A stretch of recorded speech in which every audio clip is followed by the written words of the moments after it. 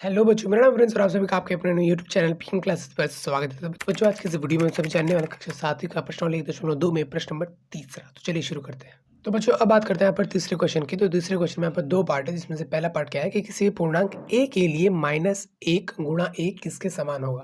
तो कोई भी पूर्णांक है हमारे पास a, कोई भी पूर्णांक है हमारे पास a। अब पूर्णांक है मतलब कि वो क्या हो सकता है, 0 हो सकता है, 1 हो सकता है, माइनस का 1 हो सकता है। मतलब ऐसे नंबर जो माइनस के हो सकते हैं, प्लस का हो सकता है और 0 हो सकता है ना, ऋणात्मक, धनात्मक और 0। ठीक है, तो ऐसा नंबर कुछ हो सकता है। ठीक है, तो उसके लिए -1 गुणा 1 किसके समान होगा। तो मान लो कोई a है, अगर मैं उसको गुणा कर देता हूँ -1 से, तो कहीं ना कहीं 1 से तो वो चीज़ गुणा होगा, चाहे कुछ भी नंबर हो, 4 हो, 5 हो, 0 हो, कुछ भी हो, तो वो बन जाएगा वही a खुद ही। अरे 0 को मैं 1 से गुणा करूँ तो 0 खुद ही बन गया।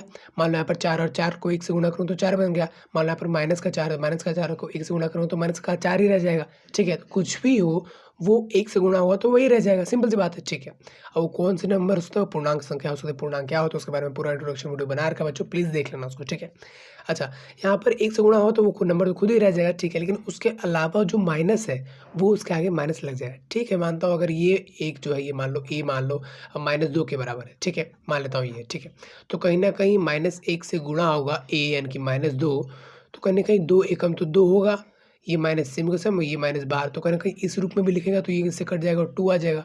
आप सोच रहे हो ना कि यहाँ पर एक माइनस का नंबर हुआ 2, तो क्या हो, तो कट जाना चाहिए। लेकिन ठीक है, मान लेता हूँ एक जगह ही -2 है अंदर और ये बाहर है a, तो a से कट ही जाएगा वैसे भी। ठीक है, तो हमको कहीं ना कहीं ऐसे लिख सकता हूँ कि -1 को हमने a से गुणा किया तो माइनस का a आ गया। समझ में आया ना कैसे हुआ कि एक तो किसी से गुणा हुआ तो वही आएगा, यही आएगा।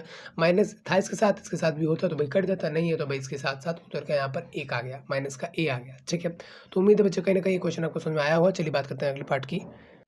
तो बच्चों, अब इसी क्वेश्चन के पार्ट 2 की बात करते हैं, जहाँ पर क्या है कि वह पूर्णांक याद कीजिए जिसका -1 के साथ गुणनफल है। एक बार फिर से ध्यान से पढ़ना। वह पूर्णांक आपको ज्ञात करना है, मान लेना है वो पूर्णांक आपको ज्ञात करना है जिसका -1 के साथ गुणनफल है। किनका गुणनफल है, -1 के साथ गुणनफल है इनका। तो वो पूर्णांक जो मिलेगा आपको नंबर, वो आपको ज्ञात करना है। सब में यही करना है कि -1 का जिसके साथ इनके साथ क्या होगा, गुणनफल होगा, और वो पूर्णांक आपको ज्ञात करना है।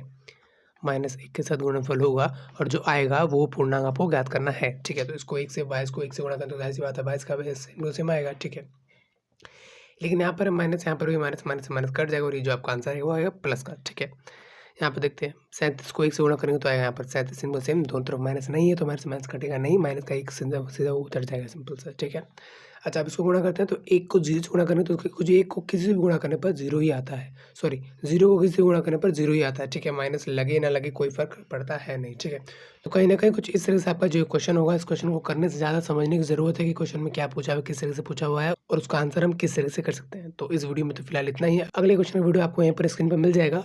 बस बच्चों, फिलहाल इस वीडियो में इतना ही, मिलते हैं अगले वीडियो में, तब तक के लिए जय हिंद।